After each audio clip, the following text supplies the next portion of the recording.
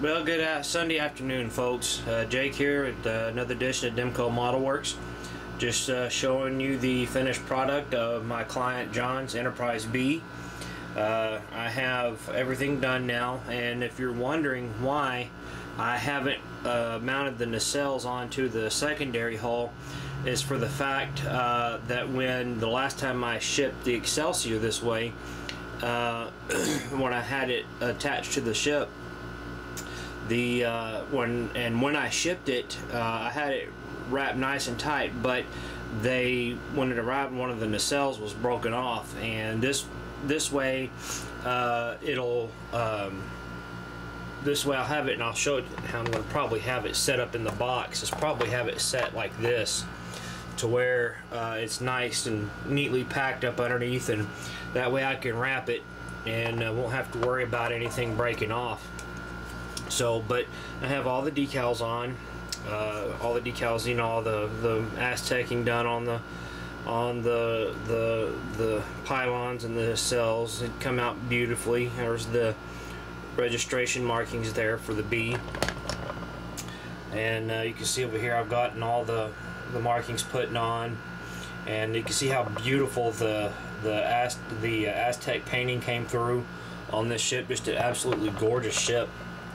I've always liked this ship, and you can see there the side pennant, and then everything on the everything on the bottom there. So it turned out real well, folks. It was a good, fun build, and and then I'll take you over to the base here and show you. I painted this I painted a bigger base like this one time for the Enterprise Z. Has this type of base, except it has the rod that sticks through instead of something like this. And when I painted it silver, and then one time I painted these outings over here gold with the spray can, and the tape didn't like the paint very much, so I went for a kind of like a polished brass or polished gold look, and so I just kind of neatly painted on the gold with a paintbrush, and then you can see I went over a paintbrush with on the Star Trek Generation symbol there. So it turned out very well. I'm very pleased with how that turned out. So, but John, I hope you like it, buddy, when you get it. It was a fun build. I'm sorry it took so long. I just wanted to make sure it was, you know, done well. So, but anyway, I'm fixing to start on another project for John, and we're going to do a video build-up series of this one. So let me get set up for that, and I'll be right back. You know, folks, stay tuned. Well, welcome back, guys. Let me fix the camera here just a little bit better. And you can see what we have in front of us here is the 1537 scale Reliant from AMT. This is the remake, and we're going to be going through, and from my client John, I'm going to be going through and adding a lighting kit to it, for which I'm going to be using the Tenant Controls board for the Reliant. It's wired for a certain way for the Reliant, so we'll be using this board here. And some of the things that I'm also going to be using is these flux chiller grills from Don's Light and Magic. You can order these. It's a cost of 15 bucks plus shipping. So we're going to be going through there and painting the black lines on and everything else, and getting them mounted on later, and I'll walk you through on how to do that. And then we have the Orbital Dry Dock 537 masking set for the paint masking set, and we're going to be doing all the Aztec painting on the nacelles and the pylons and that roll bar and everything on the secondary hull. So we're going to be doing that a little bit later. And went and had some masking made up for the random color pattern masking made up for the saucer. I also have the Paragraphics 537 scale photo etch set for the Reliant, and I've already started on this, and I'll take you through on what I'm doing on this. Got most all the windows drilled out on this, but you know, you can see you have the nice, you know, the pylons here, and then the roll cage, and then you have the rear bulkhead where the two shuttle bays are, and then you have your spot for those lights right there, and then you have your impulse crystal LEDs, and then of course you have your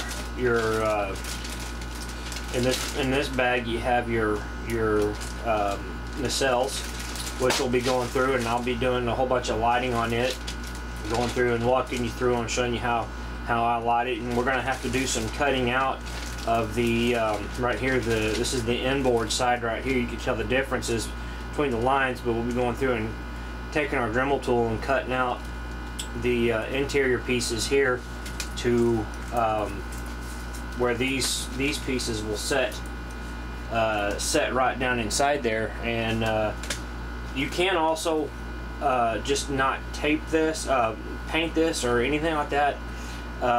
You know, do any light blocking on it, and it will light up from the inside. If you can use some blue LED light strip, or you can paint the inside of this blue and just paint paint what you need to do there on that one. But here we can see having this, you know, on this side we have the bridge dome, and then you have your lower sensor dome, and then you have your quantum torpedo launcher here, the bulkhead for that. And I'll be drilling out some holes in here to show out show up the light on that, and we'll walk you through that. And we have your your clear pieces here for your upper and lower impulse crystal. Then you have your lower sensor dome lights where it comes out, and then you have your I like using these. These are the doors there, the shuttle bay doors, and we'll be using them. And I'll show you a couple of techniques that I did on my Reliant, but my Reliant, it didn't work out so well, so I had to get rid of it. But you can have your dome with your I like it what they started using, the open hole dome, the open hole where you can run your wires down through instead of having to use other kits. But I've gone through and done most of the drilling for the lights, and then right here we have the four back here, and then we have our lights that face forward, and then we have our bridge dome, and then I cut out that piece right there for that crystal, that impulse engine. I'm not sure what this piece is here, but got all the bridge stuff set out. I got the hole cut where it can pass the light through, and then I have all the holes drilled out for the bottom lights, and a lot of drilling to do on this, folks. And then that's what this photo etch part does, is it uses the I'll zoom in a little bit and show you what I'm talking about. But if you can see the lighting right here for the windows, the window clusters right here, there's several of them that go around the saucer, and you can just take a piece of tape on either side with that photo etch part and tape it down, and then you can just take your Dremel tool and start going through, and using your drill bit to match the size of the to match the holes, and it has the elongated holes there for the windows and whatnot. So still have a couple to drill back here on the back side to do left, right here on the back side of the pylons and everything. So but and then we have our the kit decals. I'm not going to open those, but I've all seen those. And then we have our we have our instruction sheet. Let me zoom you back out just a little bit, and you can see how have your opens up to have your your sub-assemblies. Let me back you out some more. But you have your sub-assemblies, you know, your pylons, and then it shows you how to put all those, you know, the doors and everything else on there. And then it shows, you know, your sub-assemblies. It's pretty straightforward on this kit. And then you have on the back side, you have your paint marking guide and your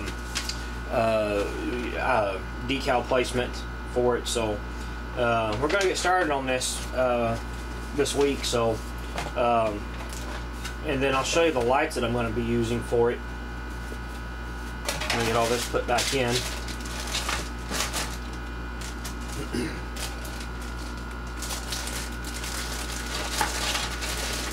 Sometimes you got to put these things, play Tetris to get these things back in where they got to go, or else they won't fit right. This was a fun build for me. I enjoyed it very much, and I'm looking forward to doing it. You know, working on John's, working on this one again. He said my Reliant had a few issues to it, and I had to stop working on it. But we also ordered from Demko Modelworks. We ordered what the top of lights I'll be using on this is the 0805 SMDs, and we have the white SMDs with resistors, and we have a pack for the upper and lower saucer, the red and the green. So we'll get started on it here this week, folks, and we'll go through and do a play-by-play on this thing, and though there was a couple other things I was going to do too. We're going to have to drill some holes for the impulse engines, or not the impulse engine, sorry, the RCS thrusters for the ship. So, and I've got some decals coming for it where we can have the sensor bands put on there and go from there. So it's going to be a fun kit build. I'm looking forward to getting started on this bad boy. And just let you know, if you're wondering why I haven't posted anything on Hank's build, I decided to keep that one off YouTube.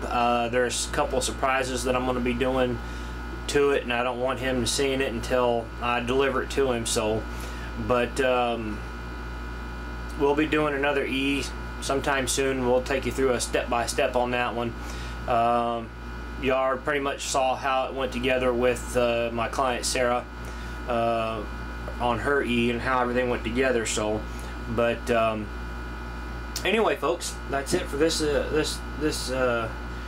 box review and part 1, and we'll be back in the next couple of days with part 2, and that'll be, I'll have by that time I'll have the ship painted and light blocked, and we'll go through and start working on some of the lighting on it. I'll have some plans for that, and go from there. So until then, folks, take care, and as I say out there in the community, happy modeling, everybody.